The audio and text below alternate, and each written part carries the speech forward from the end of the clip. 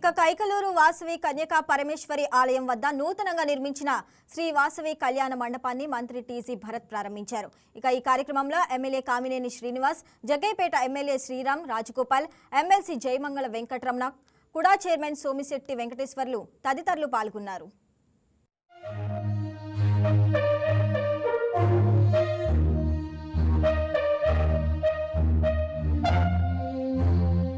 అంటే సబ్జెక్ట్స్ అయితే కానీ మీరు చూసింటే ఫాలో అయింటే మీకు అర్థమవుతుంది. డీప్ గా సబ్జెక్ట్ ని ఒక క్లారిటీగా చెప్పగలిగే కెపాసిటీలో చాలా తక్కువ మంది ఉంటారంటే దాంట్లో కామినేని శ్రీనివాస్ గారు ఉండడం.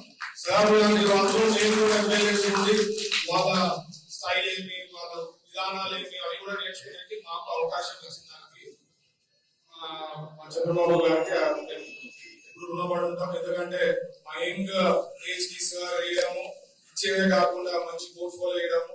మన ఆర్యవైశ్యులు అంటే నేను ఎప్పుడు చెప్తుంటాం, పక్కన కర్ణాటక, తమిళనాడు, తెలంగాణ ఉంది కదా, మనకు కూడా వైశ్యాస్ చాలా మంది ఉంటారు. ఒక్కరైనా మీరు ఇస్తున్నారా?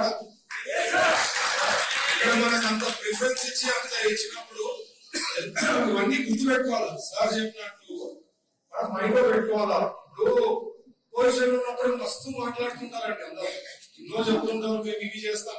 పవర్ ఉన్నప్పుడు ఏం చేస్తారు అనేది కదా ముఖ్యం. సో మనం ఎప్పుడు రీకలెక్ట్ చేసుకోవడం కూడా చాలా ఇంపార్టెంట్.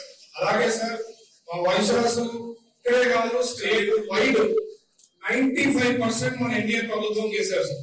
95% కూడా మీకు అదే రకంగా మా వాళ్ళు సపోర్ట్ చేశారు కాబట్టి ఎప్పుడు ఏం ఇష్యూస్ ఉన్నా మా వాళ్ళు ఎప్పుడైనా వచ్చినప్పుడు బాగా ప్రయారిటీ ఇచ్చి సాల్వ్ చేయాల్సిందిగా నేను రిక్వెస్ట్ చేస్తున్నాను. ఎందుకంటే వైశ్యాస్ సార్ చెప్పేదాంట్లో ఒకటి చెప్పారు, మంచితనం చేస్తుంది. మంచితనానికి ఇద్దరే పోటీ చేశాం స్టేట్ లో. మంచితనం ఓకే అండి, అదన్నీ ఫైన్. రాజకీయాల్లో వస్తేనే, ఎదుగుతేనే, పవర్ లో ఉంటేనే మనకు కూడా విలువ చెప్తున్నారు. అందుకే నేను ఎప్పుడు చెప్తున్నా, ఓట్లు కూడా మన ఓటు హక్కును ఉపయోగించుకోవాలి. ఫాదర్ 99 లో కంటెస్ట్ చేసినప్పుడు దానికి ముందు వైశ్యాస్